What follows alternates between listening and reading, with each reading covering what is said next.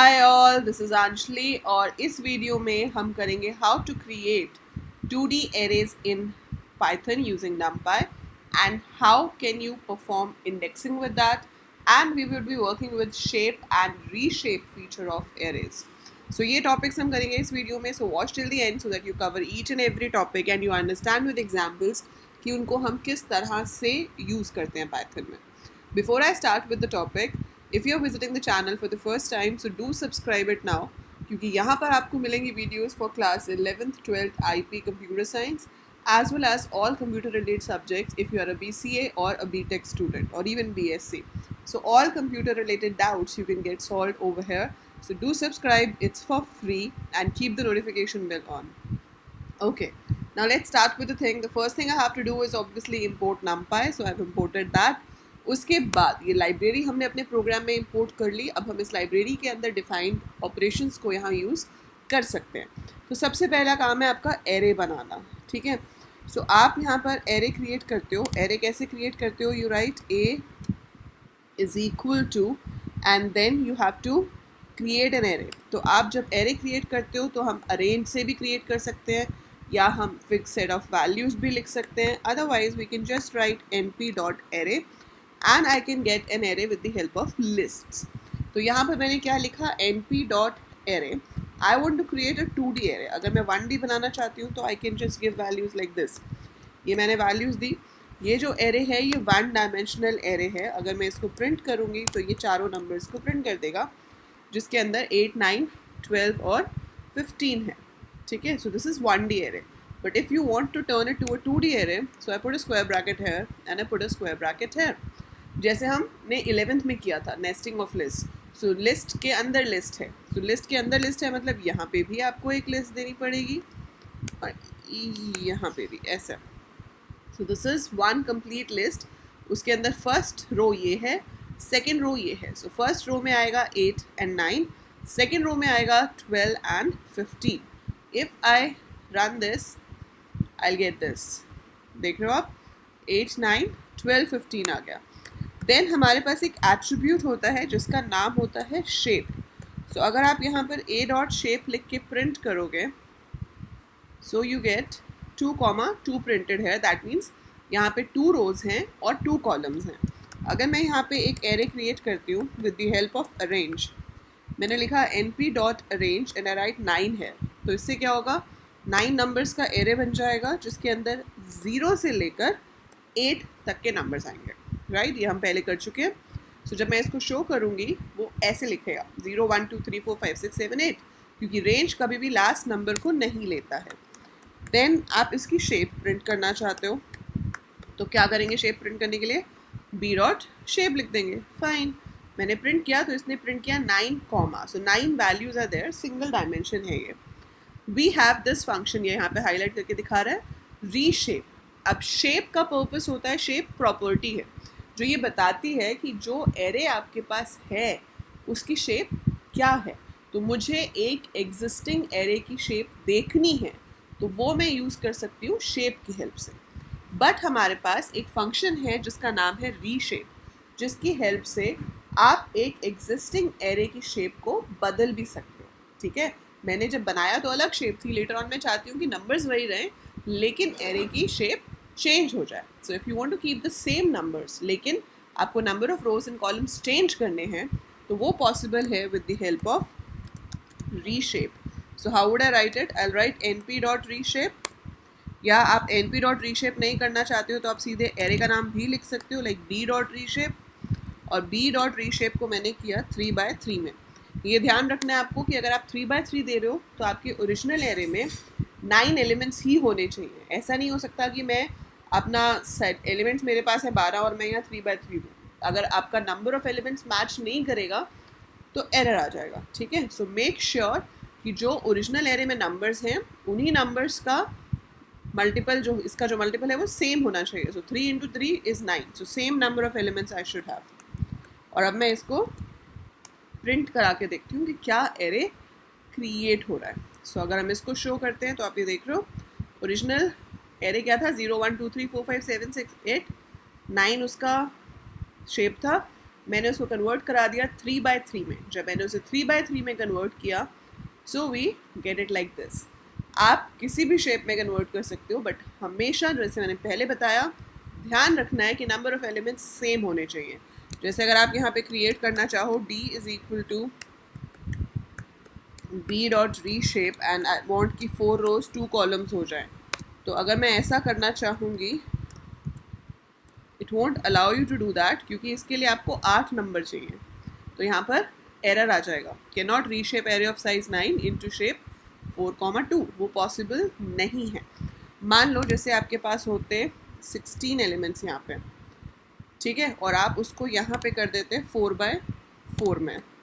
अब 16 तो हमारे पास 8/2 भी होता है, सो ये मैंने 8/2 कर दिया। अब यहाँ एरर नहीं आएगा क्योंकि दोनों केसेस में हमारे पास 16 एलिमेंट्स बन रहे हैं। सो पहले ओरिजिनल एरे था ये 0 से लेके 15 तक 16, इसके बाद बना ये 4/4 और उसके बाद ये बन गया 8/2। So that is the purpose of V shape. तो आई होप आपको शेप और री शेप यहाँ से समझ आ गया होगा, एंड नॉर्मल 2D एरे कैसे बनता है वो भी क्लियर हो गया होगा। For sure, very good. अगर क्लियर हो गया है तो कमेंट्स में अभी येस लिखो और वीडियो को लाइक करो, और फिर अब आगे देखो कि इसमें इंडेक्सिंग कैसे होती है। सो अब हम करेंगे इंडेक्सिंग इन 2D एरे। सो हमने 1D एरे के साथ इंडेक्सिंग ऑलरेडी की हुई है, now we are going to do it with 2D array. So it's almost the similar kind of thing, but यहाँ पर आपको इंडेक्सिंग रोज एंड कॉलम्स दोनों की करनी होती है। फॉर एग्जाम्पल, इसमें अगर मैं यहाँ पर सिंगल इंडेक्स देती हूँ, जैसे कि मैंने लिखा C0, सो C मेरी 4/4 मैट्रिक्स थी, मैंने सिर्फ C0 लिखा, so it is going to print only the first row. तो फर्स्ट रो जो है वो इंडेक्स 0 पे मानी जाती है। ऐसे अगर आप 1 दोगे तो सेकेंड रो शो करेगा, और अगर मैं C3 प्रिंट करूँगी so it will show me the third, that is fourth row जिसका इंडेक्स 3 है। ये तो हो गया आपका सिर्फ रो नंबर देना। अगर मैं यहाँ पर दे देती हूँ 1,3, दैट मीन्स सेकेंड रो का fourth element.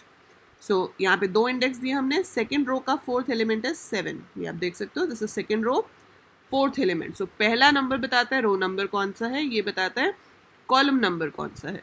So C13, we get it like this, okay. So ये तो हो गया एक सिंगल एलिमेंट को फेच करना। अब जब बारी आती है कि आपको रोज सेलेक्ट करनी है, आपको कॉलम्स भी सेलेक्ट करने हैं, that what all you want to fetch, so वहाँ पर आपको डबल इंडेक्सिंग की ज़रूरत पड़ जाती है। जैसे कि मैंने यहाँ पर अभी क्या किया, 1:3 एंड यहाँ पे ,3 ही रखा। इसको जब मैं शो करूँगी तो मेरे पास 2 वैल्यूज़ आई, 7 और 11। कैसे आई, 7 है ये वाला और 11 है ये वाला। दैट मीन्स रो 1 2 3 को वो फेच करेगा नहीं। सो रो 1 आपकी सेकेंड रो है, रो 2 आपकी थर्ड रो है, उसमें से fourth element that is index 3 को फेच किया तो 7 और 11 फेच होंगे। So that's why it's showing 7 and 11 over here. ठीक है, तो आपको क्या ध्यान में रखना है स्लाइसिंग इंडेक्सिंग करते टाइम, कि ये जो पहली चीज़ है ये रोज डिसाइड करेगी और ये कॉलम्स डिसाइड करेगी। ठीक है, मैं यहाँ पर ऐसे भी दे सकती थी कि जैसे ये अगर 16 ना होता, लेट्स से ये होता 24 और मैं यहाँ पे बनाती 6/4। ठीक है, और मैंने यहाँ पे दिया होता कि मुझे 1 से लेकर 6 तक चाहिए एंड ऑल्टरनेट चाहिए, तो मैं यहाँ :2 भी लिख सकती हूँ, जैसे हम नॉर्मल इंडेक्सिंग में यूज़ करते हैं। This is start, this is stop and this is step. So आपको 1 से करना है या 0 से करना है वो आपके ऊपर है। अब इसमें वो 0 दिखाएगा, 2 दिखाएगा एंड 4 दिखाएगा। ठीक है, 0 2 और 4। अगर मैं 1 रखती यहाँ पे तो वो दिखाता है 1 3 and 5, that is second, fourth and sixth row. So अगर हम ऐसे शो करेंगे तो आप यहाँ पर देखोगे कि आपके पास ये ओरिजिनल मैट्रिक्स प्रिंट हुई 0 1 2 3, ऐसे करते हुए 6 रोज हैं 23 तक। अब 0 मतलब फर्स्ट रो, 2 के गैप पे है तो first row, third row and fifth row का last element. So first row का लास्ट एलिमेंट है 3, ये अगली एक छोड़ के है 11, फिर एक छोड़ के है 19। So you can see 3 11 19 is the answer.